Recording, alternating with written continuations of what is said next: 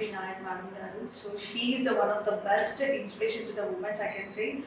And Banjara nunchi first IAS officer ga madam ikkada manaki secretariat lo she is already working now. So ivala so how she got an opportunity. So ee vela tana avadaniki ante ee oka IAS ga tanu ilanti role ni నిర్వహించడానికి ఎలాంటి కారణాలు, so తన life ఎలా carrier ఎలా start చేశారు, so just we want to know. And ఉమెన్స్కి special ఇన్స్పిరేషన్గా ఇవ్వాలనుకుంటున్నాను. సో ఇలాంటి ఒక ఇన్స్పిరేషన్ మేడం గురించి కొన్ని విషయాలు తెలుసుకున్నాము. సో ఇవాళ మన స్టూడియోలో ఉన్నారు madam. So hello madam. Hello Bhavana. So how are you? I'm fine. How are you? Good good. So మీ గురించి చెప్పండి మేడం. సో ఐఏఎస్గా సో మీరు ఇలాంటి ఒక వేలో వచ్చారు అంటే ఐఏఎస్గా మీరు ఎలాంటి థాట్ వచ్చింది, ఫస్ట్ ఎలా స్టార్ట్ చేశారు, అంటే ఈ రూట్ని ఎలా సెలెక్ట్ చేసుకున్నారు? యాక్చువల్గా అమ్మ ఫస్ట్ నా లైఫ్ గురించి చెప్పాలంటే నాకు 10th క్లాస్లోనే పెళ్ళయింది. ఆ టైంలో పెళ్ళి తర్వాత నేను రెగ్యులర్గా వెళ్ళి చదువుకున్నాను, కాలేజ్కి వెళ్ళి. ఇక్కడ హైదరాబాద్లోనే చదువుకున్నాను. పెళ్ళి నేను పుట్టింది మాది ఖమ్మం డిస్ట్రిక్ట్, పాల్వంచ నా నేటివ్ ప్లేస్. సో అక్కడ నుండి 10th ఎగ్జామ్స్ రాసిన తర్వాత సమ్మర్ హాలిడేస్లో పెళ్లి చేసేసారు. పెళ్ళైన తర్వాత హైదరాబాద్ వచ్చేసి హైదరాబాద్లో intermediate Nampally junior college girls, women's college కోటిలో గ్రాడ్యుయేషన్, బీఈడి వచ్చేసి Neelam Sanjeev Reddy college VV campus. అట్లా I have finished my academics సైన్స్లోన. ఇంటర్లో వచ్చేసి హిస్టరీ, ఎకనామిక్స్, కామర్స్. ఎలా అంటే వెన్ ఐ గాట్ మ్యారీ నాకు మా ఫ్యామిలీ మొత్తం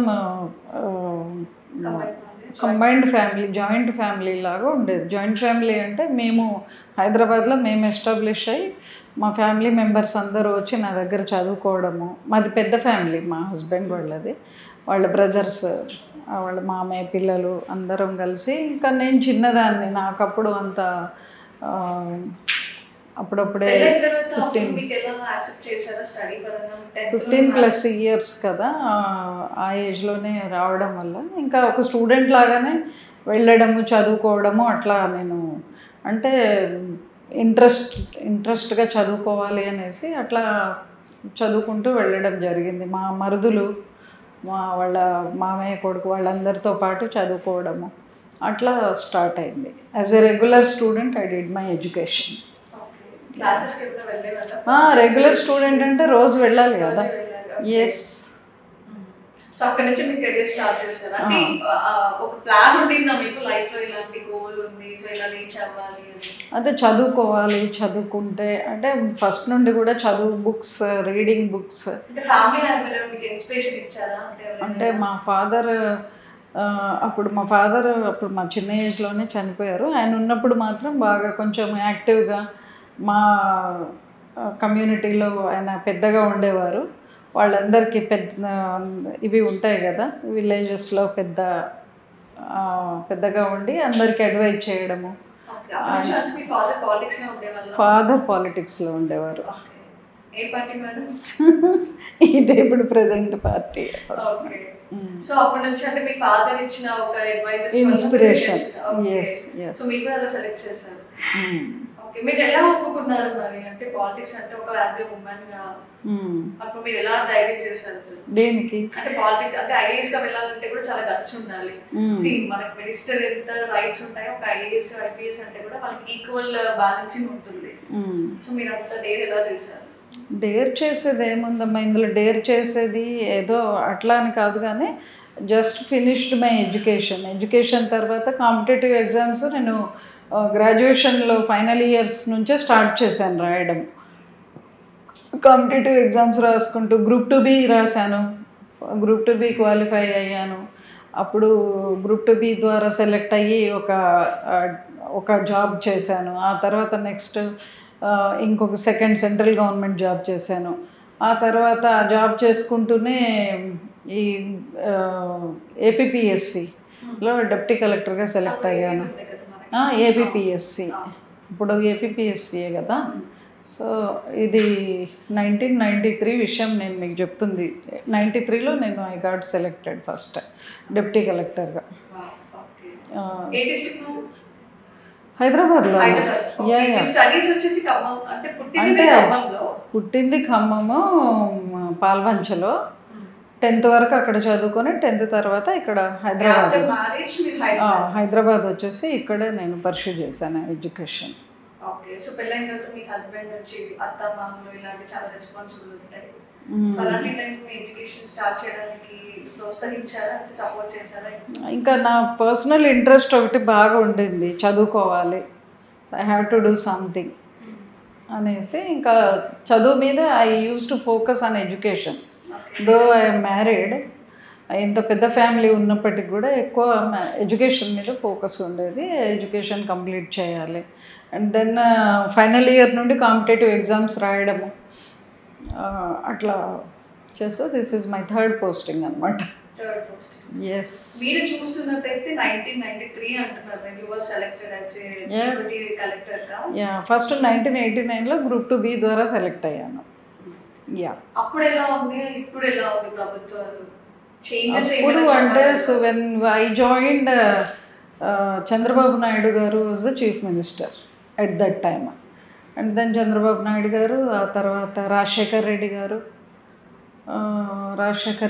తర్వాత నెక్స్ట్ ఇదే గవర్నమెంట్ కదా, మా రోషయ్య వారు చనిపోయారు. రాజశేఖర్ రెడ్డి గారు చనిపోయాక రోషయ్య గారు వచ్చారు ఫర్ సమ్ టైమ్. ఆయన తర్వాత కిరణ్ కుమార్ రెడ్డి. అండ్ దెన్ ఈ new government Telangana government form చేసింది. అదే ప్రభుత్వాలకి ఏమైనా డిఫరెన్సెస్ చెప్పగలరు 1993 అంటే? అంటే వెల్ఫేర్ వైజ్ అమ్మా, అంటే యాజ్ పర్ యాజ్ అంటే నా పర్సనల్ ఒపీనియన్ రాజశేఖర్ రెడ్డి గారు చాలా వెల్ఫేర్ స్కీమ్స్ బాగా చేశారు ఫర్ పూర్ ఈ వీకర్ సెక్షన్స్కి చాలా బాగా స్కీమ్స్ అవి బాగా చేశారు. అదే ఇప్పుడున్న ప్రభుత్వానికి అప్పుడున్న ప్రభుత్వానికి డిఫరెన్సెస్ అంటే జస్ట్ ఈ గవర్నమెంట్ వచ్చి 3 months కూడా ఇంకా పూర్తి కాలేదు. Over a period of time we will come to know how it is functioning. Yes, we can't comment in this short tenure కదా. డెసిషన్ మేకర్స్కి సంబంధించి అంటే ఇప్పుడు మినిస్టర్స్ కానీ మంత్రులు ఎవరైతే ఉన్నారో మన ఐఏఎస్కి, సో అంటే మీకు కూడా ఉంటుందా డెసిషన్ మేకింగ్? డెసిషన్ మేకింగ్ అంటే decision they will take. So implementing me side నుంచి వస్తుందా? Implementing only. Whatever. Yes, we are only implementing agency. So మంత్రులు మా దగ్గర నుంచి మాత్రమే డెసిషన్స్ వస్తాయి అంతే కదా, they are the decision maker. So we have to advise them as per rule. Okay. So as a IAS గా మీకున్న రెస్పాన్సిబిలిటీస్ ఎలా ఉంటాయి? బాధ్యతగా ఇంకా ఐఏఎస్ ఆఫీసర్స్ అంటే రూల్ ప్రకారం వెళ్తాము, రూల్స్ ఏమున్నాయో చెప్తాము, ఆ రూల్ ప్రకారం చేయాలి అనేది we will guide into file. So they have to take decision. Okay. అంటే గవర్నమెంట్ స్కీమ్స్కి కూడా మీరు ఏమైనా ఫాలోఅప్ చేస్తూ ఉంటారా? స్కీమ్స్కి సంబంధించి కానీ స్కీమ్స్ ఇప్పుడు జాయింట్ కలెక్టర్గా చేసినప్పుడు అవన్నీ చేసేవాళ్ళము, ఫీల్డ్ గ్రౌండ్ లెవెల్ వర్క్ కాబట్టి ఆ టైంలో అటువంటివి చేయడము, ఫాలో చేయడం, ప్రజావాణి చేయడము. అప్పుడు ప్రజావాణి చేసేవాళ్ళము. మహబూబ్ నగర్ జిల్లాలో నేను జాయింట్ కలెక్టర్గా వర్క్ చేసినప్పుడు ప్రజావాణి కార్యక్రమం ప్రతి సోమవారం చేసేవాళ్ళము. అదేవిధంగా డిఫరెంట్ వెల్ఫేర్ స్కీమ్స్ ఉండేవి. పిల్లలకి అప్పుడు స్టూడెంట్స్కి స్కాలర్షిప్స్ ఇంట్రడ్యూస్ చేశారు ఆ టైంలో. అదేవిధంగా రాజశేఖర్ రెడ్డి గారు వారి టైంలో అదొకటి Apad Bandhu, it was a very good scheme for ఆ టైంలో. ఆపద్ బంధు అనేసి పూర్ సెక్షన్ వాళ్ళకి, వీకర్ సెక్షన్ వాళ్ళకి. హెల్త్ కార్డ్ కాదమ్మా, అది ఆపద్ బంధు అనేసి ఆ ప్రోగ్రామ్ పేరు. అంటే హెల్త్ సమస్యలు, ఈ డిసీజ్డ్ వాళ్ళకి ట్రీట్మెంట్, వైట్ కార్డ్ హోల్డర్స్కి ఫ్రీ ట్రీట్మెంట్. ఆరోగ్యశ్రీ రూపంలో కూడా మనకి రాజశేఖర్ గారు ఉన్నప్పుడైతే ఇచ్చినట్టు మనకి తెలుసు. సో అది ఇప్పటికీ కూడా ఇంక ఇంప్లిమెంట్ అయితే Aarogyasri is one of the scheme name. Apad Bandhu has been introduced into Rajasekhar Reddy గారి టెన్యూర్.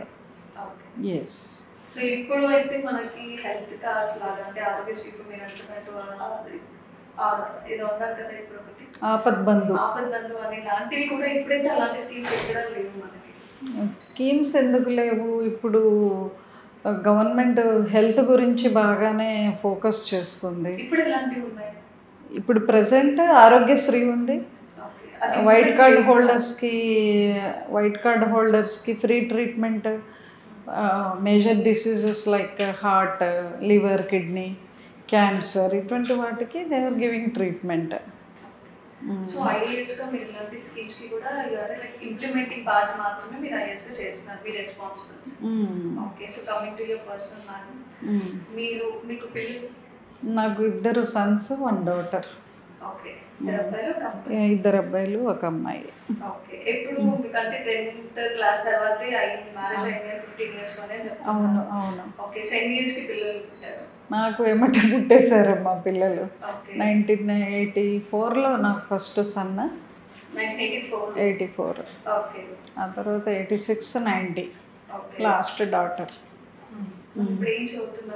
ఇప్పుడు వాళ్ళు దే సెటిల్ డౌన్ అమ్మా, వాళ్ళంతా. They settle down. I have become grandmother. Oh wow. Yeah. But you never looks like madam. See, yes. You are look like very young and chala kanpistunaru. But to be frank, after marriage there will be a much responsibilities as a woman, right? So to be handled as being ఒక కోడలుగా ఇంట్లో ఎలా responsibilities ఉంటాయో అది మీ career part కూడా చాలా high priority ఉంటుంది. So ఎలా బ్యాలెన్స్ చేసుకున్నారు, ఎలా మూవ్ అయ్యారు? బ్యాలెన్స్ ఇది ఒక బాధ్యత. ఆఫీస్ అనేది మన వృత్తి అనేది కూడా ఒక రెస్పాన్సిబిలిటీ. ఆ రెస్పాన్సిబిలిటీ యాజ్ వెల్ ఫ్యామిలీలో కోఆపరేషన్ ఎలాగో. ఇంకా వర్కింగ్ ఉమెన్ అంటే ఇంకా ఆయన డిఫెన్స్, మా హస్బెండ్ డిఫెన్స్లో చేసి ఆయన రిటైర్ అయ్యారు.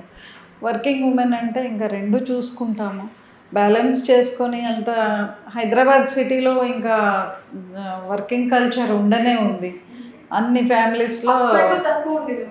అప్పట్లో తక్కువ ఉన్న హైదరాబాద్లో బాగానే వర్కింగ్ ఉమెన్ బాగానే ఉన్నారు, అంత తక్కువేం లేదమ్మా. ప్రతి ఫ్యామిలీలో లేదు, అప్పుడు కూడా బాగానే 50% వరకు వర్క్ చేసేవాళ్ళు. అంటే అది ఇండివిజువల్ ఇంట్రెస్ట్. ఇప్పుడు సపోజ్ ఇంటి పట్టునే ఉండాలని కాదు, కానీ కొంతమంది ఫీమేల్ ఎలా ఉంటారంటే they feel more comfort at home, they doesn't want to come out. అంటే వాళ్ళ ఇండివిజువల్ పర్సనాలిటీని బట్టి ఉంటుంది కదా, depends on their individual decision. దాన్ని బట్టి వాళ్ళు డిసైడ్ అవుతూ ఉంటారు వాళ్ళకి ఎక్కడ కంఫర్ట్ జోన్. గర్ల్స్ అందరూ విమెన్ అంతా బయటకు వచ్చి వర్క్ చేయాలని ఇష్టపడరు. వాళ్ళు ఉన్న ఫీల్డ్లో కంఫర్ట్గా ఫీల్ అయినప్పుడు. అప్పుడు కూడా ఆ రోజుల్లో అలా అయ్యేదన్నమాట. ఒక ఇంట్లో అంటే హస్బెండ్ మాత్రమే బయటకు వెళ్ళి ఒక వర్క్ పార్ట్గా చేయాలి అనేది ఇంట్లో నుంచి అత్తమామల దగ్గర నుంచి కూడా చిన్న ఉండే ఇన్స్ట్రక్షన్స్ ఉండేవి. అంటే ఇంటి బట్టే ఉండాలి, రెస్పాన్సిబిలిటీస్ ఏదన్నా ఇంటి వరకే చూసుకోవాలి అనేది. బట్ ఆ టైంలో కూడా ఆ జనరేషన్లో కూడా మీరు ఇంత అంటే ఇప్పుడు నాకు ఒక ఏంటంటే గాడ్స్ గిఫ్ట్ అనుకోండి. ఏంటంటే నేను when I started pursuing my education, I never gone back.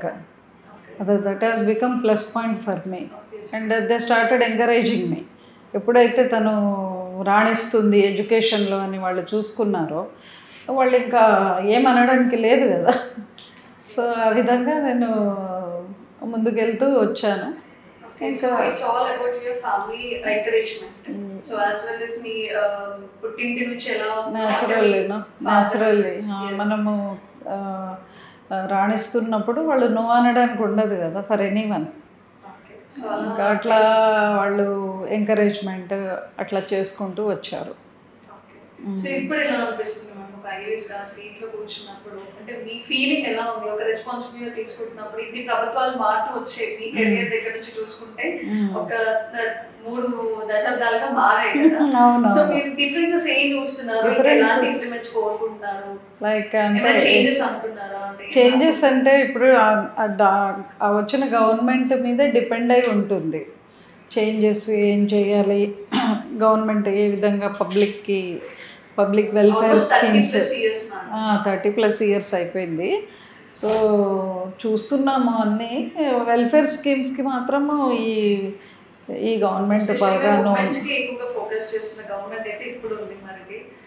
మీరేమంటారు? ఉమెన్స్కి ప్రియారిటీస్ ఇస్తున్నారు కదా, సో ప్రతి ఒక్కటి కూడా ఉమెన్స్కి స్పెషల్గా ప్రియారిటీస్ ఇస్తున్నారు. సో దాని గురించి మీరు ఏమంటారు? తీసుకొని ఎంటర్ప్రీనర్స్గా కూడా బాగా ఈ మధ్యకాలంలో చూస్తే చేయాలి. వాళ్ళు చేసే దాంట్లో వాళ్ళు వాళ్ళు ఉన్న ఫీల్డ్లో ఎక్కువ కాన్సన్ట్రేట్ చేసి they have to come up. సరే హర్డిల్స్ అవి కొన్ని ఉంటాయి విమెన్కి న్యాచురల్గా, అటువంటివన్నీ కూడా అధిగమించి ముందుకు వెళ్ళిపోతూ ఉండాలి.